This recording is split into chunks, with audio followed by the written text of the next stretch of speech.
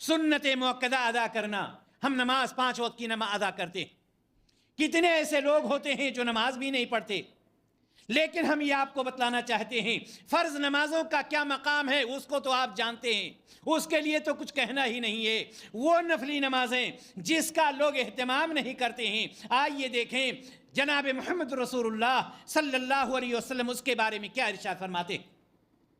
سنت موقدہ کا ادا کرنا بھی جنت میں لے جانے والے اعمال میں سے ایک عمل ہے۔ ام حبیبہ رضی اللہ تعالی عنہ سے روایت ہے، کہتی ہیں کہ انہوں نے نبی کریم صلی اللہ علیہ وسلم کو فرماتے ہوئے سنا کہ جو شخص روزانہ اللہ تعالیٰ کی رضا اور خوشنودی کے لیے فرضوں کے علاوہ 12 رکعات نوافل ادا کرتا ہے تو اللہ تبارک و تعالیٰ اس کے لیے جنت میں ایک گھر بناتا ہے، اور اس کو صحیح مسلم نے روایت